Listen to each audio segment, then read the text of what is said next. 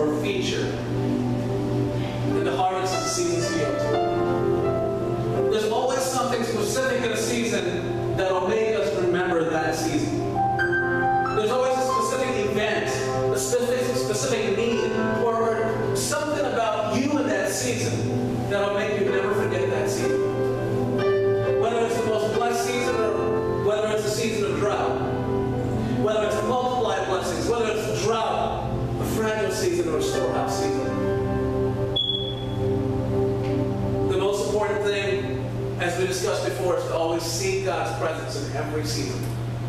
You must seek His presence. So let's go into this again. The first season we spoke of is multiplied blessings. Now this time I want you to look at it this way. Multiplied blessings is a season of God's awesome favor. This is the season we want to be in. This is the season that we live for, we long for, we dream about it, we can taste it, and when we get there, we are beyond cloud nine. We are just super, super excited. This season not only brings God's awesome favor, it's manifested in different ways, because it's all His favor. It's manifested financially. It's manifested in your health. This is a season that brings energy and happiness. Everything just happens to fall into place.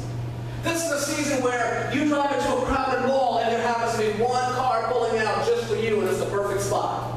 That's that kind of season we're talking about. This is the season where you have to go return an item to a store and there's no questions asked and they just give it to you. This is a season where things just start to work in your favor and it keeps getting better and better and better and better and better. This is the season that you never want to end. This is the season God always wants you and desires for you to be in. But because of this earth, we have seed time and harvest according to Genesis. And there's times of reaping, there's times of sowing. There's times of multiple blessings, there's times of drought. There's times of being fragile, there's times of the storehouse. There's heat and cold, summer, winter. All these things are a part of us living on this earth and the way the earth has fallen. And we have fallen as humans. But thank God for His grace. Amen. Thank God for His love. And thank God that He still has a season of multiple blessings awaiting us at all times. This is the season when you're so happy that you go to dinner pretty much every night and you celebrate anything and everything in the world. That's how good this season is. You're like, you know what, let's just go out and celebrate. We're just happy. That's the kind of season we're talking about. But then there's that season of drought that we don't want to talk about. There's that season that we just really, really don't want to even think about. And I'm sure each and every one of you have been through the season. I know I have, and I've seen people, and I pray for people who go through the season. This is the season of drought, that the devil brings all of hell against you. Every single type of attack, every single thing that can go wrong comes against you in this season. It's a season of discouragement. It's a season where it feels like there's no hope. There's literally no hope. And it's one of those seasons where you're like, why even bother? This is going to happen anyway. Or something bad is going to happen anyway. That's the type of season that you're in when you're in a season of drought. And the devil usually starts this season. The season usually starts when the devil attacks one of two areas. Actually, one of three areas. One would be finances. Two would be your health. And three would be your family. There are three areas that he'll attack to try to bring you into this season, the season of drought. He'll attack your finances, he'll attack your health, and he'll attack your family. Those are the three things. In this season of drought, betrayal starts to happen. The people that you trusted the most start to betray you in this season. The people that your own family, your own blood will turn against you in this season. The devil will use every type of instance and misunderstanding and miscommunication to try to destroy you. Because the thief comes to rob, kill, and destroy. But Jesus said He came so that we may have life and have it more abundantly. Yeah. So this season is not a season that we want to be in. And this is the season where we question the most. This is when we say, why, God, and why? Why? What now? Why? What's next? Why? This is where we question God, and what the devil's aim is in this season is for us to doubt God, lose our faith, and walk away from trusting the one who loves us the most. That's the goal of the devil in this season. Don't you let that happen in that season. And I'm praying you've already come out of that season and you won't have to face it again, because there's ways to overcome that season too. The next one is a fragile season. This is a season when you start to search for answers. This is a season where something happens. It's called a searching season. And I'll get deeper into what happens usually in this season. A fragile season, you're searching for maybe this is what God meant. Or maybe this is what God is doing. Or maybe I'm not understanding this verse correctly. There's something so significant that happened this season that you start to really search yourself. You start to search others. You start to search Christianity. And this is also a season of why, but it's less of why and more of what can I do? Or what have I done? Or where can I go? Or what's next? And then the fourth season is the storehouse season. This is a season of determination, self-determination. This is a season where you're going to take matters into your own hands to do whatever you can, so you will never again face that season of drought. And you will never again face that fragile season. The storehouse season is when you will do everything in your physical, mental, emotional, and spiritual power to keep things going, to keep things safe, to keep people safe, to keep yourself safe. Now we talk about every season operating on a seed time and harvest principle. And number one, every season you must seek the presence of God. Because if you seek the presence of God in every season, you won't be surprised. God will start to show His love to you, His peace to you, and you'll know that God's for you. You'll know He's not against you, and God will start to reveal certain things to you that the devil's trying to do. You see, what God does is sometimes He'll reveal His plan, and you'll reveal it to somebody else. It's your plan for your life. And maybe it's you reveal it on time or off time, but God will sit back because He knows the devil hears this plan. And He sits back and He waits because He knows the devil is going to do everything he can to abort that plan of God. He knows the devil's going to try everything he can to make you doubt that's what God said. He knows this. And He knows the devil's going to try to bring everything against you to distract you, to discourage you, to torment you, so that you will not believe what God said and receive what God said. So God waits for the devil to do what he's going to do, and then God steps in. And when He steps in, He really steps in. Not only does He rebuke the devil, the devourer for your sake, but He starts to give you that multiple blessing. And He starts to take over and restore to you what the devil has stolen. Stolen not just one fold, but double portion, the double fold. Right? More than you ever had the first time. The important thing about these seasons, once again, is to never measure God's love or care for you by the season that you're in. Doesn't matter what season you're in, whether it's multiplied blessings, drought, or fragile storehouse. You cannot measure God's love by the season or your external circumstances. You must measure God's love of what Jesus, based on what Jesus did on the cross. He sacrificed His blood for you. What else does He have to do to prove that He loves you? He gave us His presence, His Holy Spirit. What else does He have to do to prove that He loves us? So never base your external circumstance on God's love.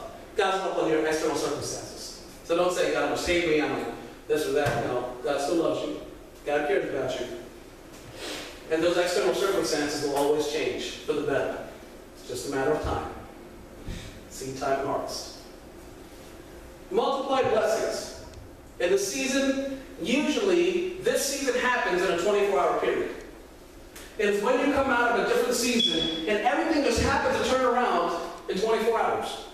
This is a season God has stepped in and He has decided to bless you beyond belief. This is a season where one phone call can change your life. This is a season where one phone call can take you from the pit to the palace. This is a season where the favor of God is bestowed upon you through one person, through one circumstance, through one situation. This is the season that we live for. This is the one we want to be in.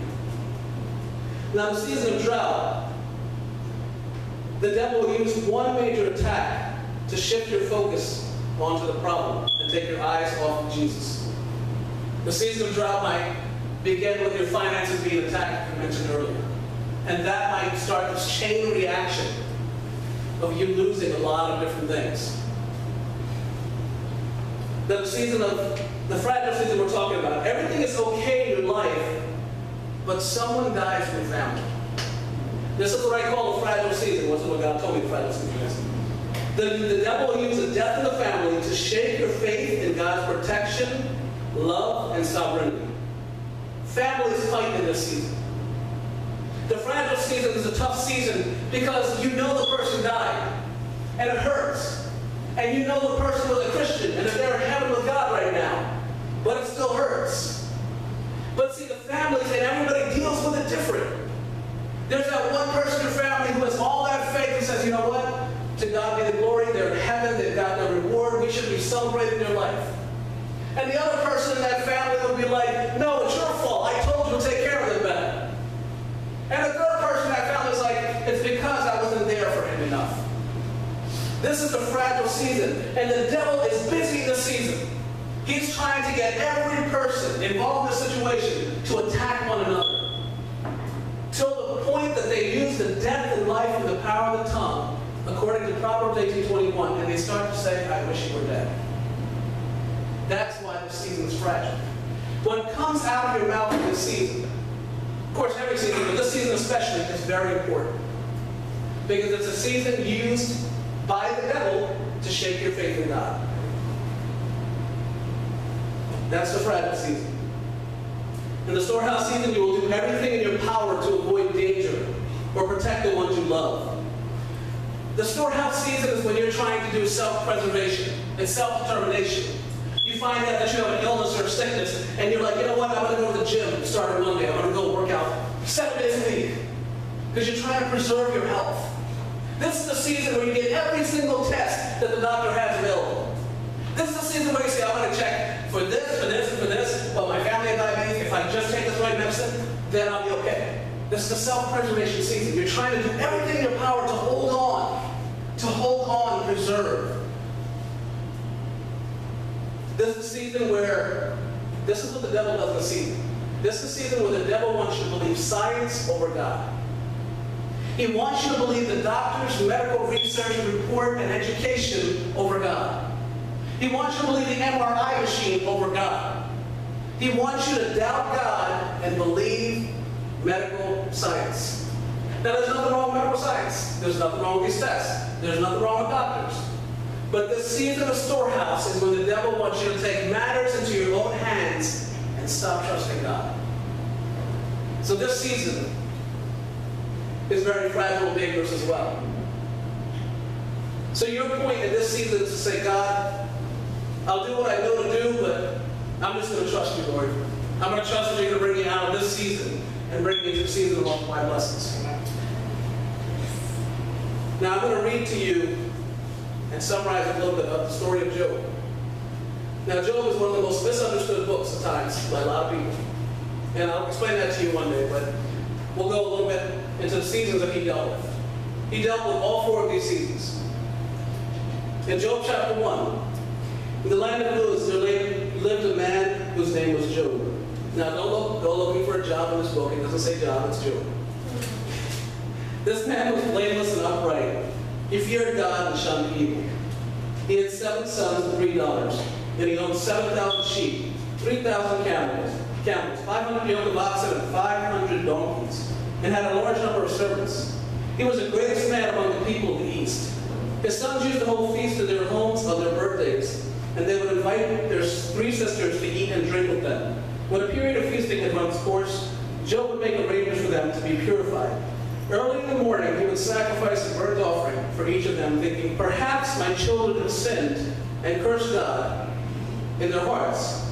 This was Job's regular custom. Now, Job is a good man.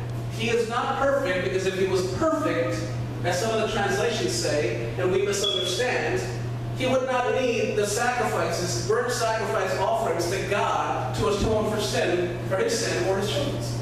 So he's not perfect. But what the Bible is trying to say here is he was a man of integrity. He was a good guy. He was a good man. He was a person that stayed out of trouble. Not perfect, made mistakes, but stayed out of trouble. So the devil knows this, and the devil knows that Job is always trying to do the right thing ahead of time, such as sacrifice a burnt offering for his children, just in case they sin.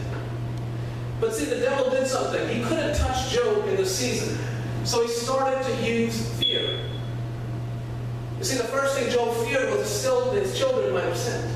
So he started to offer these regular burnt offerings. So the devil wanted to inject fear into the season.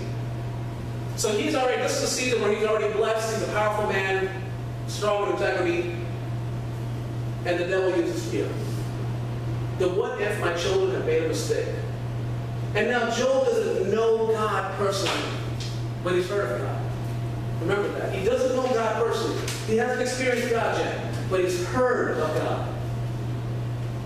So he goes down. He goes into the fragile season. This is verse 13. One day when Job's sons and daughters were feasting and drinking wine at the oldest brother's house, a messenger came to Job and said, the oxen were plowing and the donkeys were grazing nearby. And the Sabaeans attacked and made off with them. They put the servants to the sword, and I am the only one who has escaped to tell you. While he was still speaking, another messenger came and said, the fire of God, or lightning, fell from heaven and burned up the sheep and the servants, and I am the only one who has escaped to tell you. While he was still speaking, another messenger came and said, Chaldeans formed 3 raiding parties and swept down on your camels and made off with them. They put the servants to the sword, and I am the only one who has escaped to tell you. Now, the part that I didn't mention to you is a conversation that Satan and God had. And a lot of people think that God is saying, okay, Satan, go attack my servant Job, but that's not what God is saying. See, he first asked Satan a question when Satan presented himself with the other sons of God and the angels. He said, where have you come from, Satan? Satan said, from going back and forth on the earth and walking in and out of it. So the question God is asking is, because God knows where Satan is, he's all-knowing. He's saying, where have you been? And he knows what he knows what Satan is doing. So then he says, have you considered my servant Job? And other translations say, have you set your heart against my servant Job? In other words, Satan, stop telling me you walk to and fro on the earth. I know you've been checking out Job.